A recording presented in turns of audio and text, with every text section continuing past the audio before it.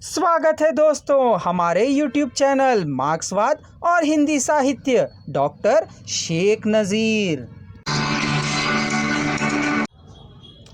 वहाँ डॉक्टर खन्ना भूख प्यास एवं पीड़ा से तड़पते हुए अंतिम श्वास लेकर कह उठते हैं, चांद मैं देशद्रोही नहीं। चांद उनसे कहना, हाँ साहस से। संक्षेप में यही उपन्यास की कथा वस्तु है। उपयुक्त उपन्यास की कथा के विवेचन से यह विदित होता है कि देशद्रोही एक घटना प्रधान राजनीतिक उपन्यास है। सन 1942 के स्वतंत्रता संग्राम के समय कम्युनिस्ट लोगों को युद्ध में सहयोग देने के कारण उन पर देशद्रोही का कलंक लगाया गया है। उसे उपन्यासकार ने एक पार्टी सदस्य के लिहाज से अपनी कलम के द्वारा धो डालने के प्रयत्न में डॉक्टर खन्ना के चरित्र की एक कथानायक के रूप में ही नहीं बल्कि एक कम्युनिस्ट नेता के रूप में भी उभारा है। अंत में खन्ना को मजदूर दल से घायल होकर भूख एवं पीड़ा से मरना पड़ता है। साम्यवादी सिद्धांतों को भारत में सुदृढ़ रूप से व्याप्त करने के लिए ही उपन्यासकार ने डॉक्टर खन्ना पात्र को रूस में घुमाकर वहां के साम्यवादी ज्ञान को प्राप्त करने का अवसर दिया है। इसीलिए वह रूस आदि देशों में घूमकर भारत आता है और कम्युनिस्ट पार्टी के लिए भूख प्यास से तड़पता हुआ जान देकर पाठकों के हृदय में सहानुभूति पा लेता है। यही देशद्रोही उपन्यास की विशेष सफलता है।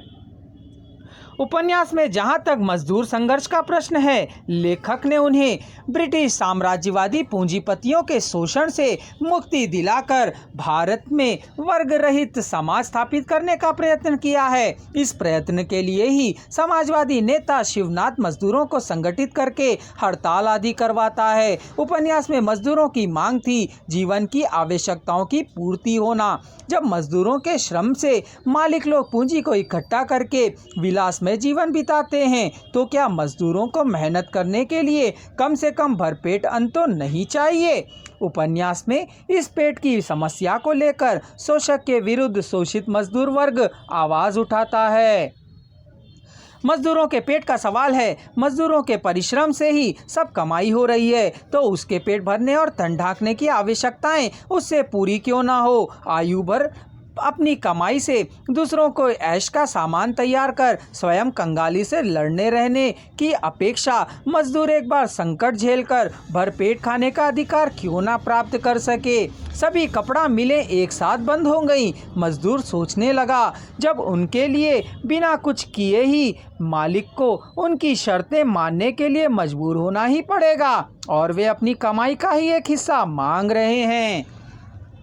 मजदूरों की इस प्रकार की सूझ को देखकर पूंजीपति और मिल मालिका घबरा जाते हैं और वे सोचने लगते हैं कि यदि मजदूर ऐसे ही संगठित हो जाएंगे तो उनकी मुनाफा और पूंजी गायब हो जाएगी। इस डर से ही सेठ जी कांग्रेस जमीन से संबोधित करता हुआ यूँ कहता है, आप लोगों ने मजदूर को संगठित करने की ओर ध्यान दिया कब? यह आप लोगों की भूल है। आप लोग जानते हैं कि यह लोग बारूद की भांति हैं। दूसरी मिलों को छोड़कर कपड़ा मिलों को लीजिए, 20,000 मजदूर हैं। इतने लोग संगठित रूप से बिगड़ उठे तो दिल्ली को फना कर दें।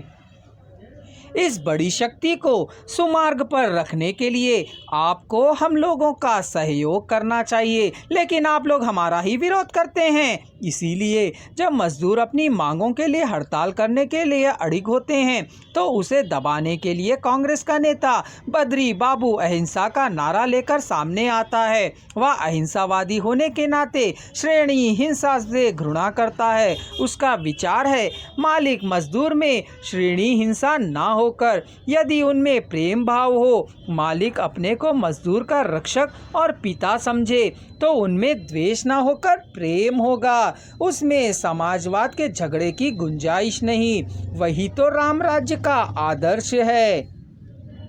इसके लिए वह मजदूरों और पूंजीपतियों के बीच की खाई को मिटाने और हड़ताल को बंद करवाने के लिए कांग्रेस दफ्तर में आमरण अनशन करने बैठ जाता है। बद्री बाबू की इस अनशन को वापस लेने या उसकी प्राण रक्षा के लिए मिल मालिक और मजदूर एक समझौते पर आते हैं और हड़ताल बंद करवाई जाती है।